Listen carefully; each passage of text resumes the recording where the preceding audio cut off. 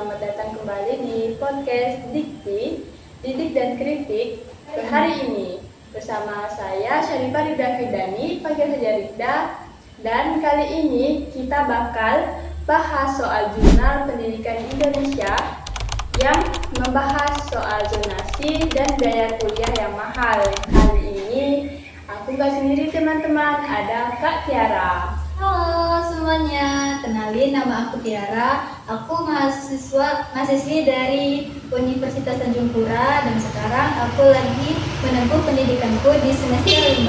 Salam kenal. Nah teman-teman, Kak Tiara ini adalah Duta Pendidikan Universitas Tanjung Pura. Jadi nyambung dong kalau kita ngobrol soal pendidikan. Nah, yang pertama ini dari segmen 1, yaitu tentang zonasi. Nah, kira-kira kita mulai pada sejak tahun 2019. Ada ini sistem zonasi buat PPDB. Nah, katanya sistem zonasi itu untuk meratakan sekolah agar sama rata, tidak ada yang namanya nih sekolah favorit. Tapi yang terjadinya malah makin ribet. Banyak orang tua yang sampai nipu alamat rumah mereka demi anaknya bisa masuk sekolah favorit. Gimana nih menurut Kak Tiara? Menurut saya pribadi sih sebenarnya untuk sistem zonasi itu udah bagus ya niatnya biar tidak ada istilahnya sekolah favorit. Tapi kita lihat lagi dong ke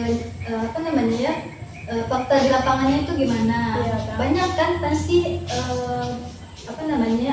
murid siswa yang lebih memilih sekolah di luar kota agar mendapatkan sekolah yang lebih bagus dan pastinya dengan fasilitas yang mencukupi gitu lah ya kan. Jadi untuk sistem zonasi ini kayaknya belum efektif lah untuk diterapkan di masa sekarang gitu dengan keadaan sekolah yang belum merata gitu antara perkotaan sama pedesaan. Nah, di mana kebanyakan itu sekolah yang bagus itu Rifda itu ada di perkotaan, sedangkan di desa itu kebanyakan kualitas sekolahnya itu belum tinggi gitu. Wah, berarti masalahnya ini bukan di bagian zonasinya dong, tapi di bagian kualitas sekolahnya ya Kak? Betul banget Rifda. Kalau gini lah ya Kak Rifda ya. Kalau misalnya semua sekolah itu udah merata ya kan, nggak mungkin tuh ya kan mestinya ada yang namanya sekolah favorit. Secara kan sekolah di pedesaan sendiri misalnya ya kan itu bagus gitu. Kenapa kita harus jauh-jauh pergi keluar kota untuk mencari sekolah yang bagus, sedangkan di tempat kita aja udah bagus gitu ya kan? Iya Kak. Jadi solusinya gimana Kak? Nah, yang solusinya itu yang pastinya pemerintah lah ya kan. Pemerintah itu harus bisa lah ningkatin kualitas sekolah sama kualitas fasilitas yang ada di sekolah-sekolah, baik itu di pedesaan maupun di perkotaan aja, biar nggak ada yang namanya kesenjangan sosial gitu. Wah, masuk akal nih sih Kak. Jadi teman-teman, buat sekolah kita ini bukan hanya dari jalur zonasi ya yang membuat sekolah kita ketimpangan. Maksudnya kurang dari segi siswanya. Tapi juga karena fasilitasnya yang kurang membuat sekolah itu tetap sama saja masalahnya. Tidak hanya di jalur zonasi dan membuat orang tua sampai menipu-nipu gitu ya kan. Seperti di artikel yang kita baca tadi. Nah, sekarang kita lanjut nih ke segmen yang kedua, yaitu tentang KIP kuliah yang dipotong dan mahasiswa jadi makin sulit untuk kuliah. Lanjut nih, di perguruan tinggi. Pada tahun ini nih katanya kota KIP kuliah di salah satu universitas itu dipotong hampir 50% Kak. Padahal banyak mahasiswa yang butuh banget bantuan ini nih. Gimana nih menurut Kakak? Nah, ini nih Rifda yang bikin banyak mahasiswa resah, tip kuliah dipotong. Nah, tip kuliah itu harapan banget lah buat mereka yang kurang mampu lah ya khususnya ya kan. Kalau dipotong banyak ya yang akhirnya nggak bisa kuliah karena biaya yang tinggi. Rifda tahu sendiri kan, biaya kuliah itu nggak ada yang murah. Iya, benar banget sih Kak. Nah, lanjut kita bicara nih beberapa kampus yang dipotong gila-gilaan nih KIP-nya. Contohnya di Unsri. Nah, di data jurnal tadi itu kita tuh ada baca sebanyak 1.600 kota dari KIPK dipotong jadi 720. Harusnya kita bisa buat apa nih Kak? Kalau udah dengan yang kayak gini nih. Yang pertama-tama sih, yang pastinya kita sebagai mahasiswa itu harus bersuara, ya kan? Ya. Nah, mahasiswa dan masyarakat itu harus kritis, dan harus kritis lah untuk hal yang kayak gini nih. Nah, itu yang pertama. Yang kedua itu transparansi anggaran dari pemerintah. Itu penting banget buat mahasiswa. Nah, dengan adanya transparansi anggaran ini, itu mahasiswa kan bisa tahu gitu ya kan, di mana nantinya prosesnya gitu. Nah, ini uang KIPK-nya ini kan dipotong. Ya. Itu buat apa gitu? Buat apa uang itu dipotong dan itu larinya nanti kemana gitu?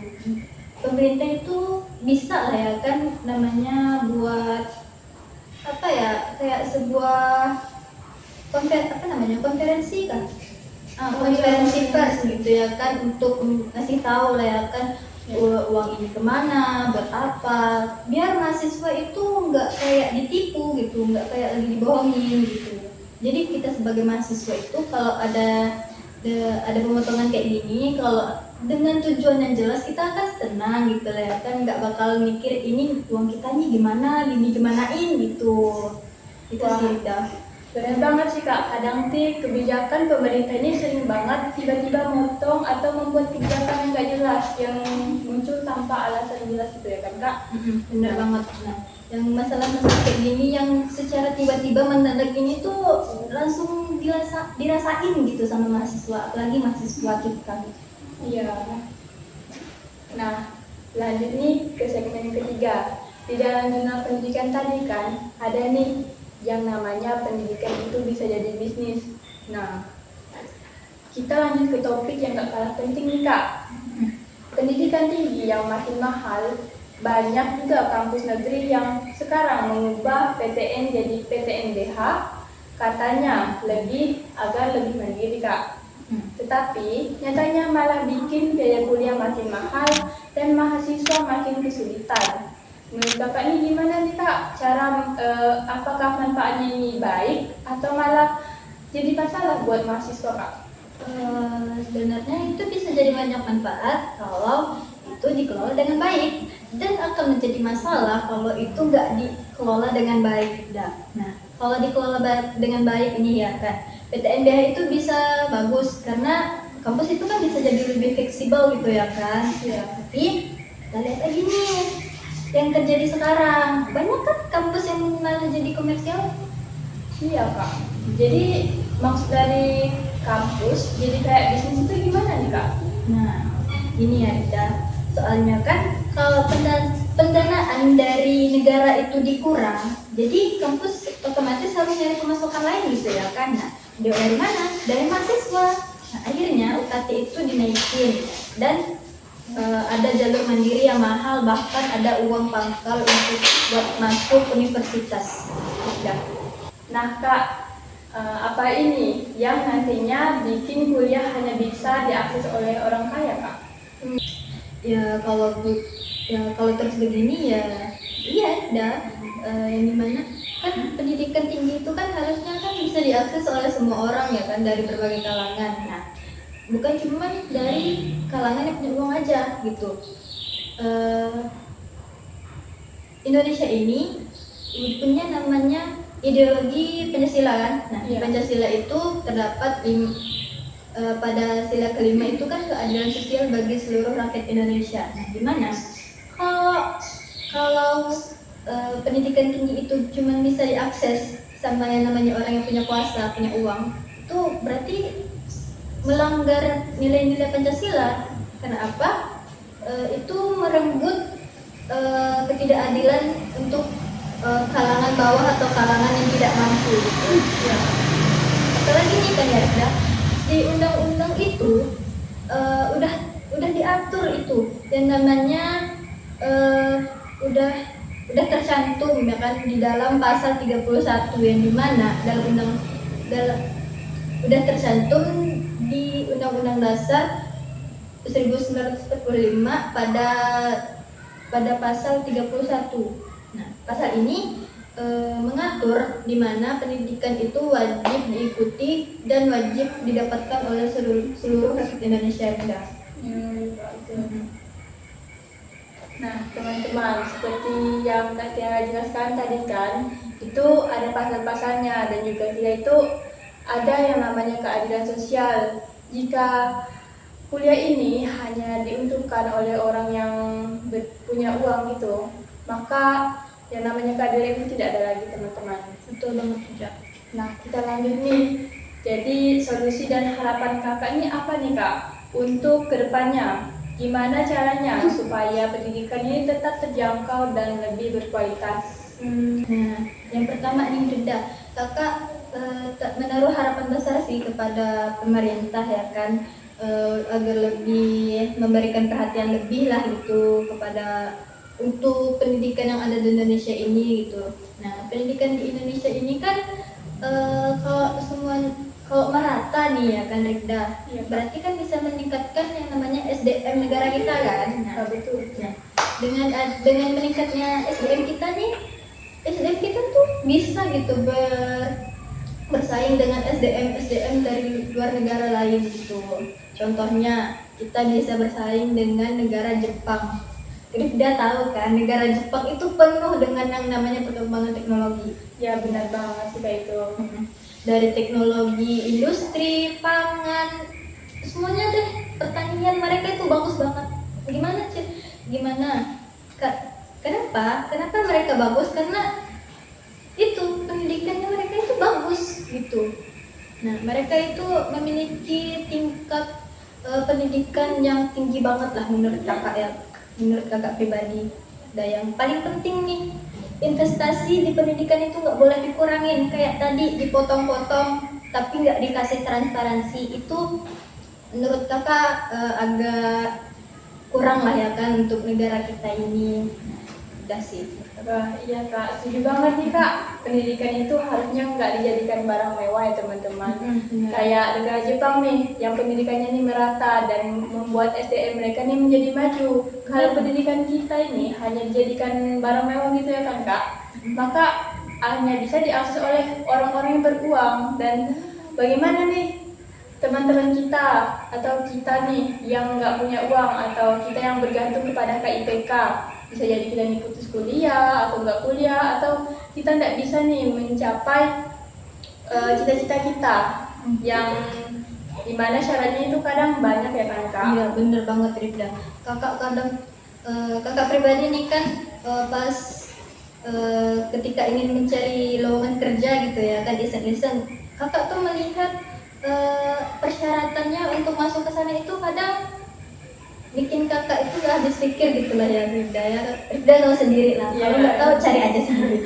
Seperti pengalaman 20 tahun gitu ya kan? Iya, betul banget. Nah, buat teman-teman yang lagi berjuang di bidang pendidikan, terus semangat ya teman-teman. Aku yakin kita semua bisa menggapai cita-cita kita masing-masing ya teman-teman. Jangan pernah menyerah dan terus semangat ya teman-teman. Bikin duit. Wah, senang nih kita punya duta pendidikan seperti Kak Tiara nih. Saya juga sebagai mabanya jadi merasa bangga nih di Universitas Tanjung Pura ya Kak. Nah, gak terasa nih ya teman-teman, kita ini udah ngobrol masalah pendidikan yang seru banget tadi dan waktu kita sudah habis nih. Dan untuk Kak Tiara, terima kasih banyak Kak Tiara udah mau berbincang seputar pendidikan dan memberikan saran ataupun solusi untuk kita nih. Iya, sama-sama Rifda, dan kakak juga terima kasih lah ya kan kepada Rifda udah bersedia mengundang kakak untuk ikut bertukar pikiran lah ya kita semua dengan para audiens gitu. Terima kasih banyak atas partisipasinya teman-teman. Iya Kak. Nah, buat kalian yang dengerin, gimana nih pendapat kalian? Buat yang mau berpendapat seperti apa sih pendidikan itu dan bagaimana sih seharusnya pendidikan ini, silakan komen di kolom komentar dan like Dan juga subscribe video ini ya teman-teman, agar kita bisa sharing-sharing lagi nih soal pendidikan di video berikutnya. Sampai jumpa di episode selanjutnya. Dadah! See you next video. Bye bye.